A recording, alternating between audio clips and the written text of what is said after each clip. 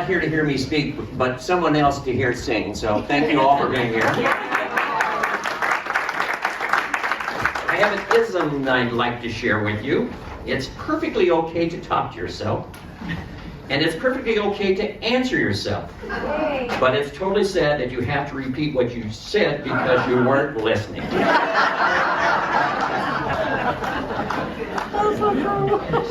Welcome to Sunday morning at Unity, or welcome to Unity on Sunday morning. We know you always have a choice, and thank you for choosing to be with us here on Sunday morning. As we begin our service, as we normally do, let's take a moment to pray in. And to shake off those cobwebs and those things that scourge you here, just take a deep breath. Open up your heart. Open your mind. And say thank you for the blessings. For we are grateful. We are grateful for family and friends.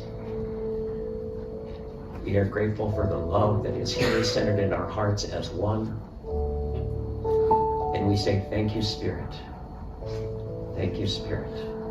And so it is, and so it truly is. Amen and amen.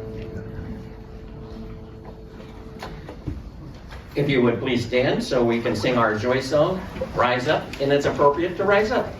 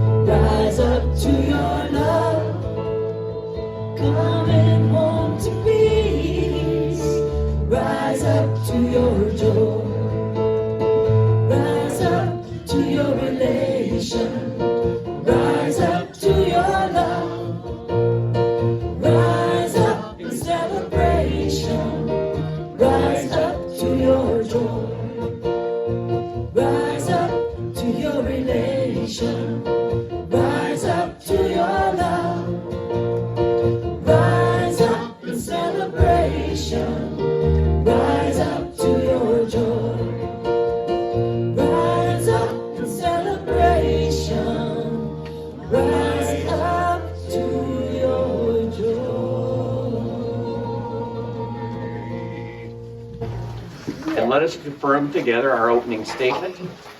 There is only one presence and one power in the universe and in my life, God the good, omnipotent. And together our vision statement, a world of spiritually awakened hearts and minds. And our mission, what is ours to do?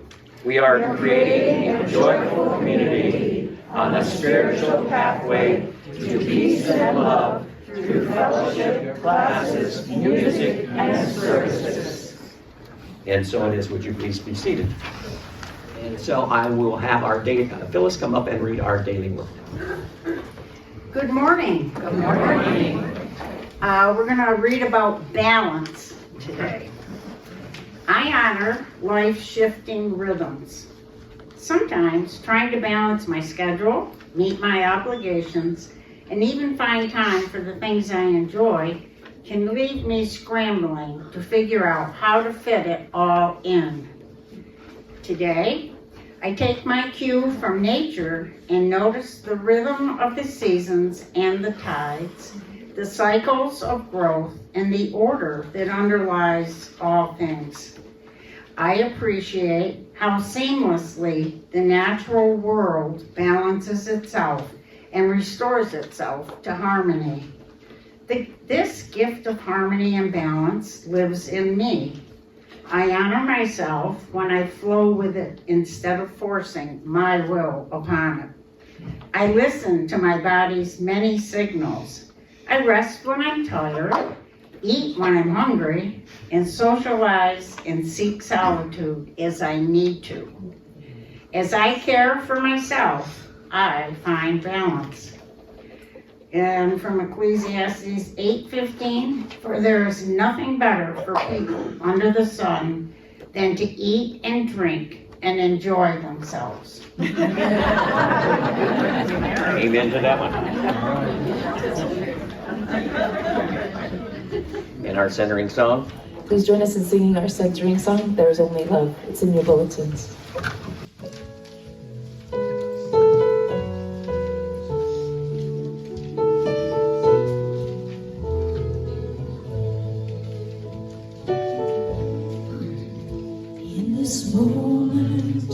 In this place, I remember who I am, letting fear and worry fall away from me.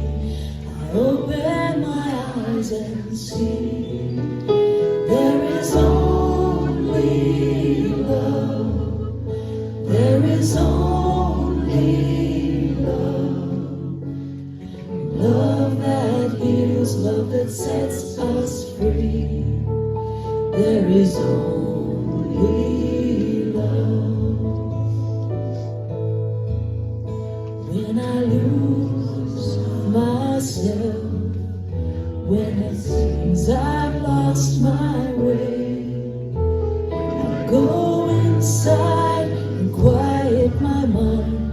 I can hear spirit gently say, there is only love, there is only love, love that heals, love that sets us free. There is only love. And I know this voice of love, it is singing through my life. It is all I am, every part of me. It's all I choose to be. There is only love, there is only love, and love that heals, love that sets us free. There is only love. And as we rest in the silence, we rest in the shadows of God's loving presence. Take a deep breath. And let your mind become still and your heart be open. And we welcome this moment of peace within. We are blessed and grateful for all that is given to us. We are blessed by the presence of oneness.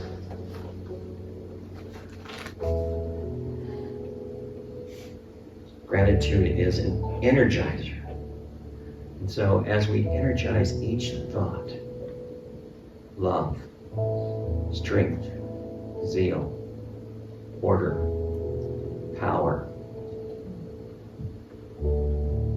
we know these are our attributes. And as we add gratitude to them, we feel that oneness, that presence that is always there. And so, for now, take those thoughts into the silence and let your mind center on those grateful moments in your life.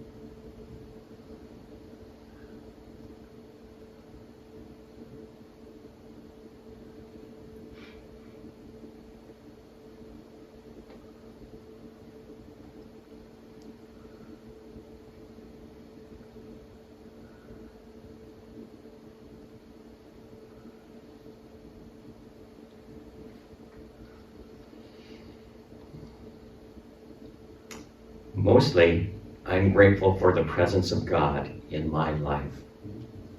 And an awareness that God is not only around me, but also within me. For my divinity, I give thanks for prosperity, for peace and joy, and the sweet blessings I can see over and over and over again. Thank you, sweet Spirit, for all that I have and all that I'm given. And as I receive, I reflect and give it away. For I know there are more blessings to be had each and every moment, each and every day, each and every year. And so we say thank you, and so it is. Amen and amen.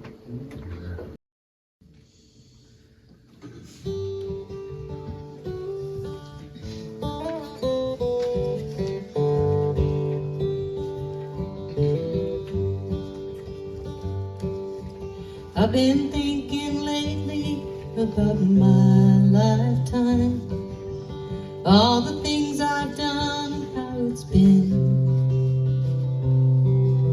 And I can't help believing in my own mind. I know I'm gonna hate to see it end. I've seen a lot of sunshine, slept out in the rain, spent a night or two all on my own. I've known my lover's pleasures, I've had myself some friends, spent a night or two in my own home. I have to say it now, it's been a good life all in all.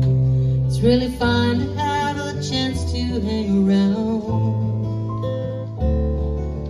lie there by the fire, watch the evening tide, while all my friends and my lady sit and pass the pipe around, and talk of poems, prayers, and promises, the things that we believe in, how sweet it is to love someone, how right it is to care, how long it's been since yesterday, and what about tomorrow? What about our dreams and all the memories we share?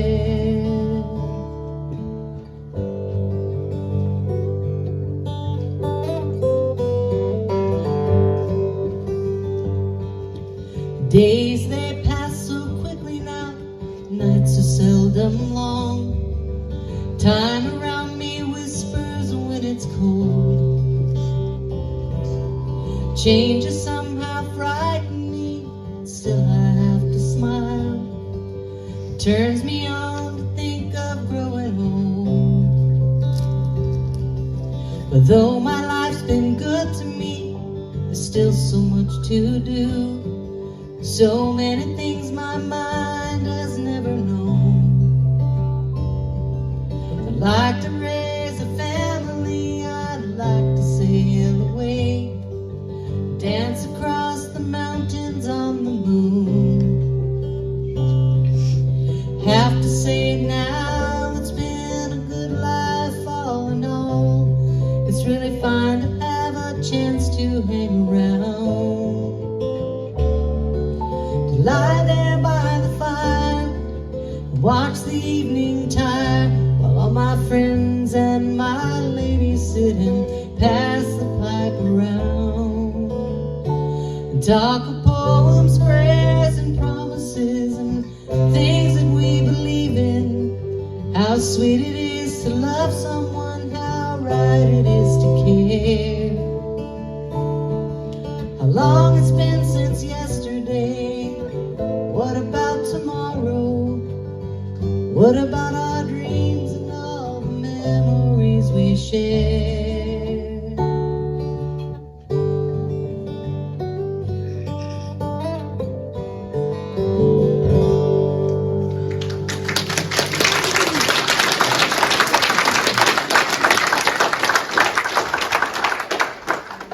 I asked them to play that this morning. Every time I hear it, it brings tears. I got to know John Denver fairly well through his dad. His dad used to come into the lighting center while I worked in Denver. And so I guess me and this mouthpiece are going to be battling the whole service. There, any better? Okay. And so I would like to dedicate this song to Peggy.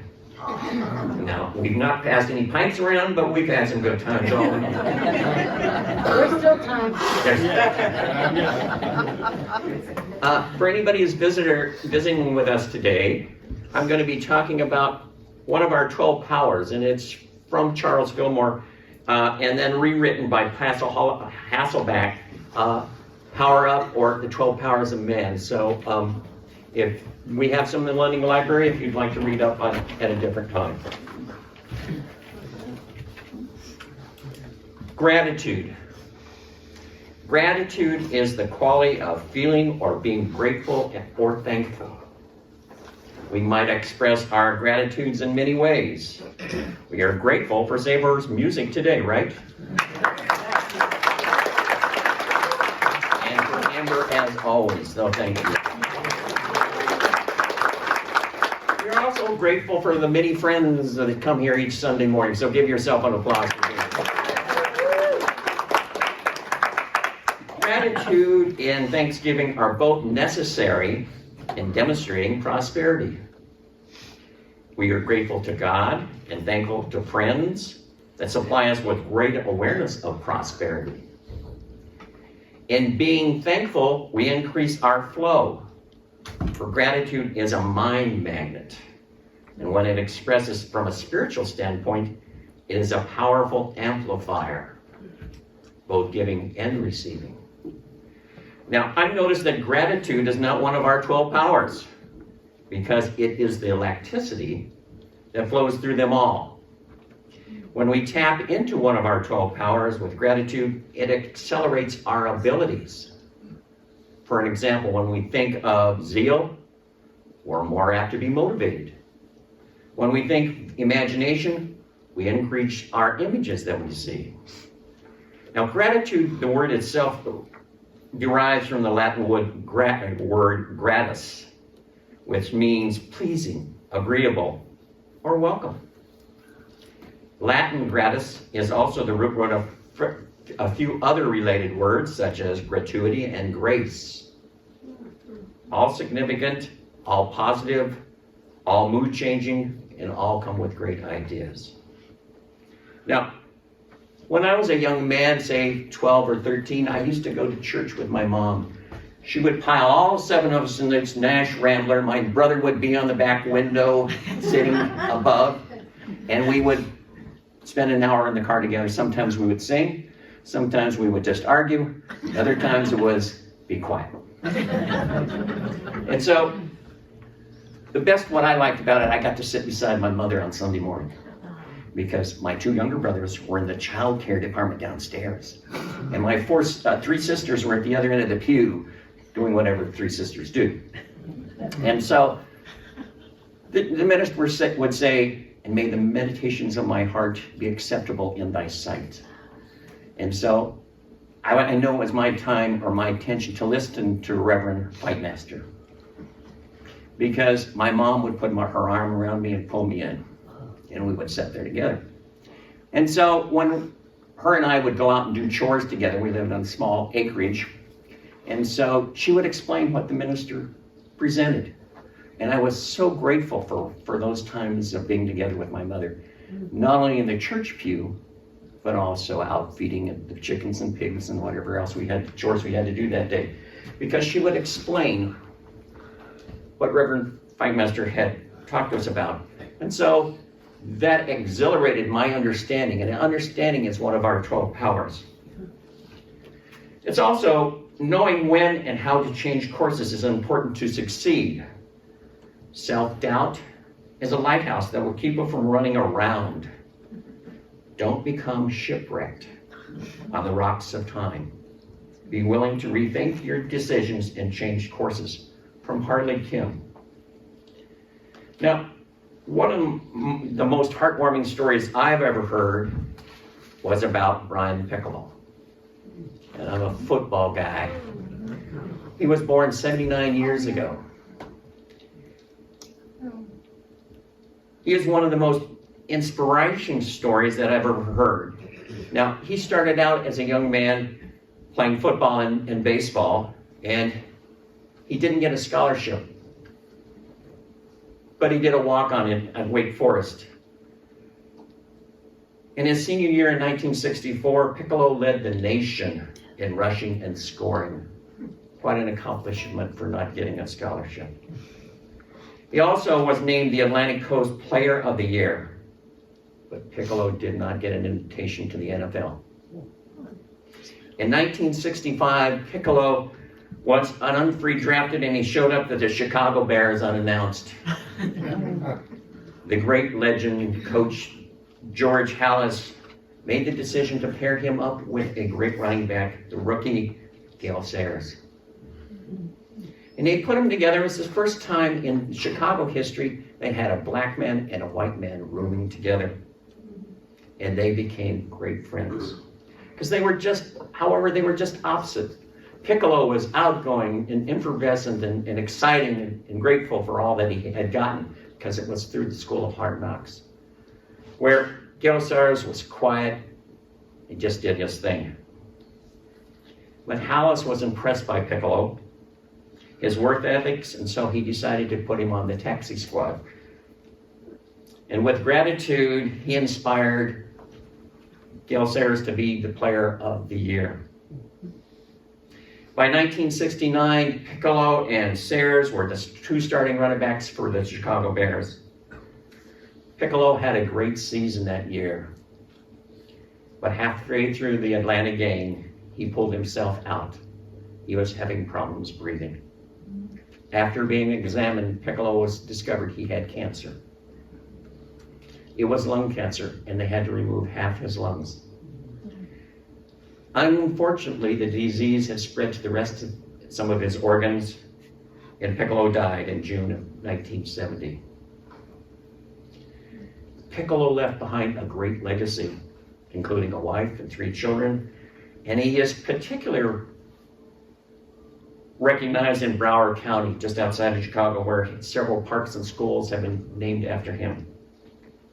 Now, Piccolo's story was captured in the movie Brian's Song. You might have seen that. Yes. And a month before Piccolo's death, Sayers accepted a reward for Comeback Player of the Year. And during the ceremony, Sayers got very tearful. He said, "I love Brian Piccolo. And I like to think you love him too.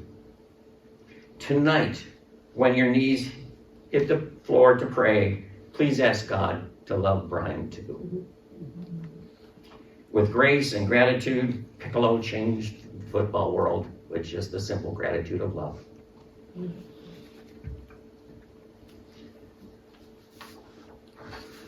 Walking the path and the goals are one and the same.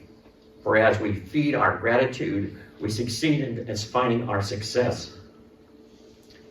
From Colossians 3:16, let the words of Christ be indwelling in you richly, with all wisdom's teaching and praising each other with psalms, hymns, spiritual songs, and gratitude singing within your heart.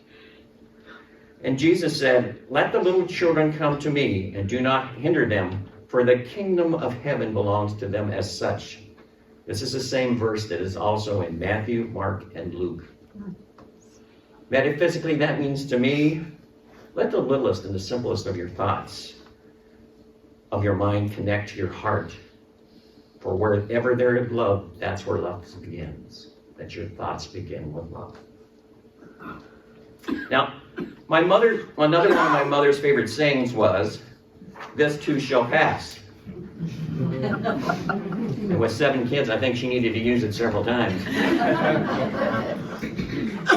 And so I came across this, and it fits to what she was trying to tell us.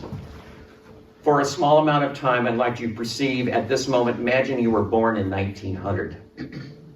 When you were 14 years old, World War I started. And on your 18th birthday,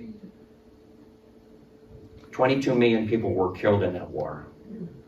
Later, a year later, Spanish flu epidemic hit the planet and runs until you're 20 years old. 50 million people died in those 2 years. Yes, 50 million. When you're 29, the Great Depression begins. My mother talks a lot about that. Unemployment hits 25%. Global GDP drops to 27%. This runs until you're 33 years old. The country nearly collapses along with the world economy. And when you turn 39, World War II starts. And you are not even over the hill. When you're 41, the United States is fully pulled into World War II. Between your 39th and 45th birthday, 75 million people perish in the war, and the Holocaust kills another 6 million. At 52, the Korean War starts, and 5 million more people perish. At 64, the Vietnam War starts. I think some of us remember that. And it doesn't end for many years. 4 million people die in that conflict. Approaching your 62nd birthday now, only, you're in the middle of the Cuban Missile Crisis, a tipping point in the Cold War. Life on this planet almost came to an end, but great leaders prevailed, and that doesn't happen. Now at 75, the Vietnam War finally ends. Think of anyone on this planet that was born in 1900. My mother was born in 1912. My father in 1907. How did they survive all that? A kid in 1985 thinks that their 85-year-old grandparents don't understand how hard the school of life was. Yet these grandparents and now great-grandparents survived through many of the things I've just listed above. Perceptive is an amazing art. With gratitude, our perceptions change. By helping each other out, we will get through this and all those things in the past. In the history of the world, there has never been a storm that has lasted. And by the grace of God, there go I. For I know this too shall pass. I am grateful for letting go of all those things that do not serve me. Elimination is our power.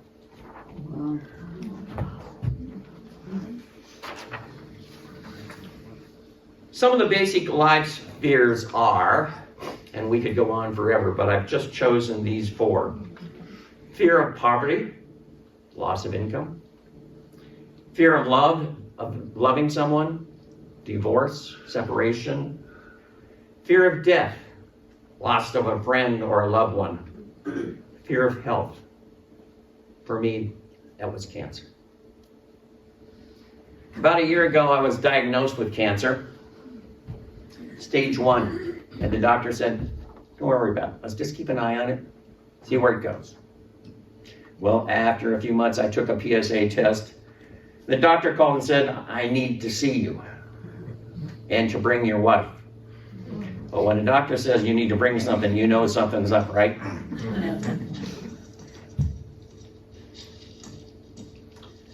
Well, as I sat there in the doctor's office, over the next few weeks, I would study the questions I needed to ask my urologist. I learned what a Gleason scale was. It's a combination of the PSA levels and the tumor levels, stages. Was I in a low stage? Was I in a medium stage? Was I in a high-risk stage? All questions to ask my doctor. Now, stage 4 is the highest risk stage, and with a 4 on your PSA test, I would be an 8 on the Gleason scale. I would learn later that put me in high risk. That day, as I sat in the doctor's office, he explained to me the details of the DNA test, the different stages, and the Gleason score, and all the medical information that he had possessed over 15 years, and my brain went into overload. All I heard was I was in stage 4 cancer. My face must have been as white as a sheet as he began to talk, and as my thoughts left this planet, all I could think of was, what are my chances of surviving? Me. My ego danced in my head. Staring through the doctor at his words, I felt lost, frightened, and what was I going to do? Well, I decided at that moment I would kiss my wife goodbye, pack my bags, get in the car, and travel to all the places I wished I had seen. Fight or flight. That was the answer. I got it. Leave everything out. Get the hell out. I needed to leave. Then all of a sudden, a warm hand met mine. I turned to see Peggy, my wife, my warm, caring companion, lovingly watched the fears dance across my face. She asked the doctor, what are the strategies for fighting this? I could slowly feel the blood return to my face as she began to continue to stare and watch me. Taking a deep breath, the world around me changed. You have 2 choices, the doctor said, radiation or surgery. We caught it early, and so there's a good chance we might have stopped it from spreading, he said.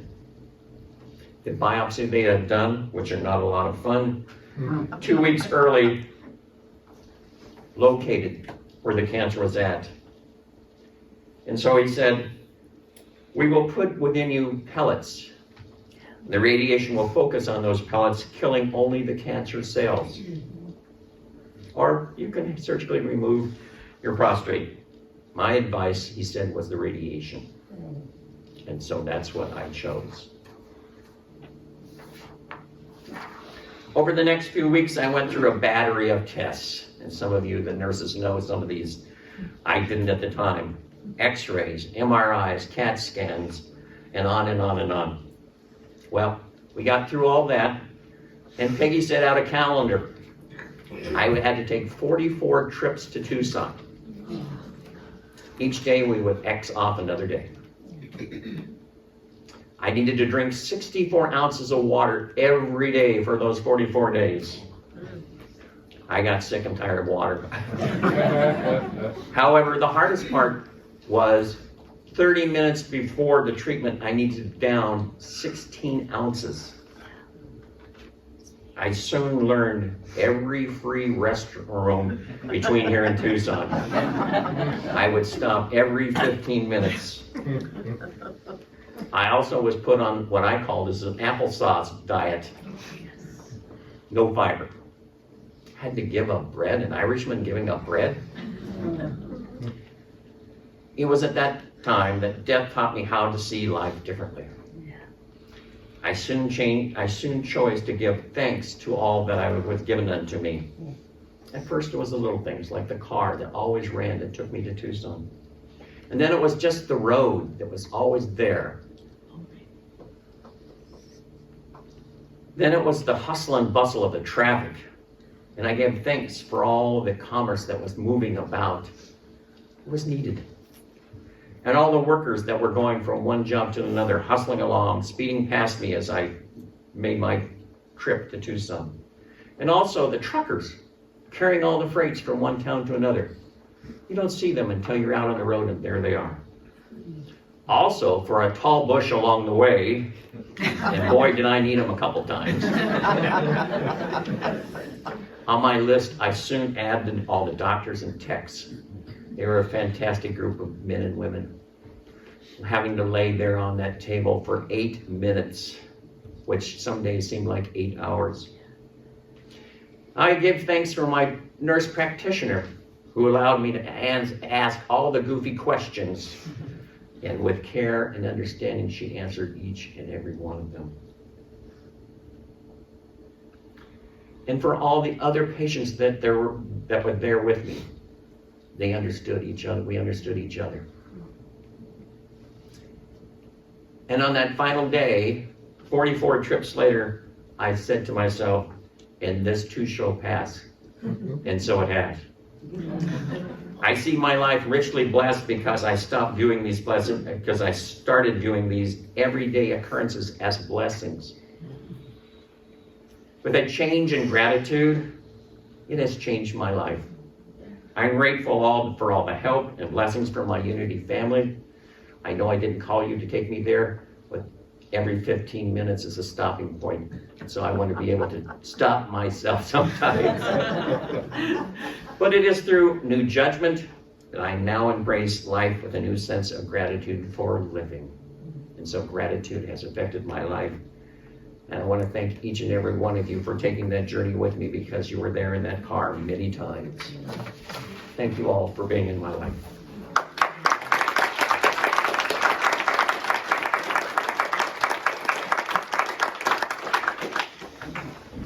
Join us in singing I Trust in God. It's in your bulletins.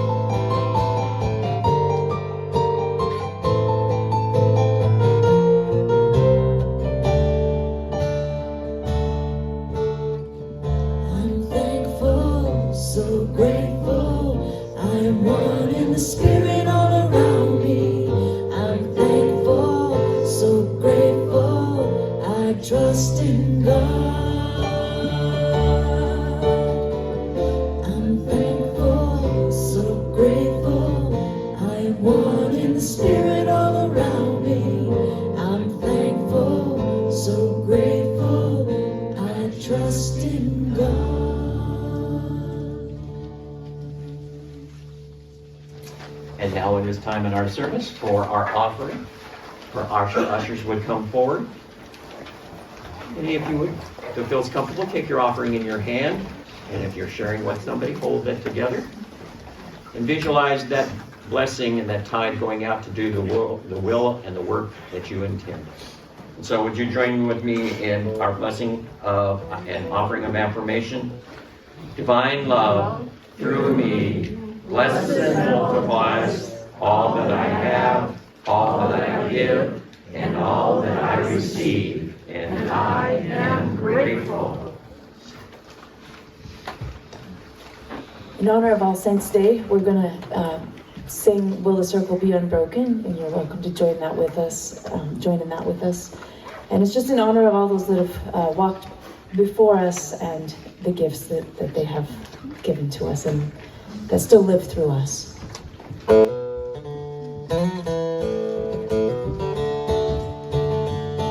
was standing by my window on one cold and cloudy day when I saw the hearse come rolling for to carry my mama away.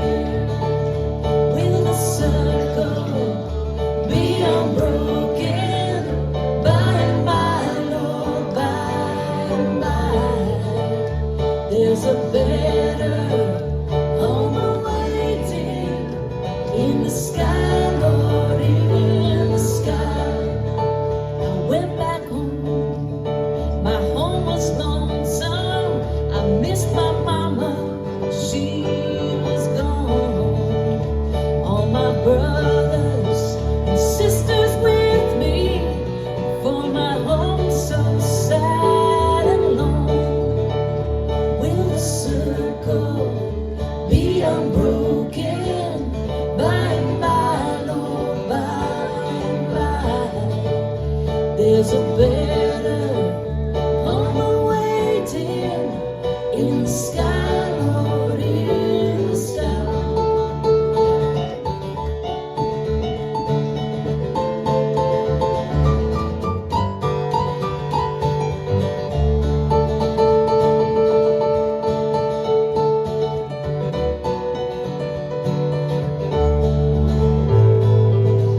Here's the most important verse. Well, we sang the songs of childhood, hymns of faith that made us strong, ones that Mother Maybell taught us. Hear the angels sing along.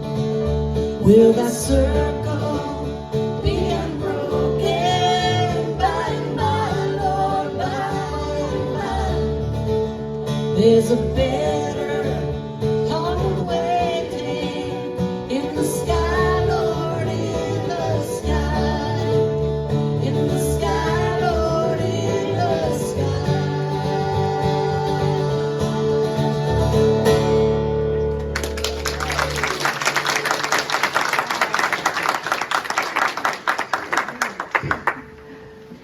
Remember, it's okay to talk yourself. It's also okay to listen to yourself. And it's also okay to repeat those things to yourself. And so would you join in, please stand and join us in our prayer for protection and our peace song. The light of God surrounds us. The love of God enfolds us. The power of God protects us. And The presence of God watches over us. Wherever we are, God is, and all is well.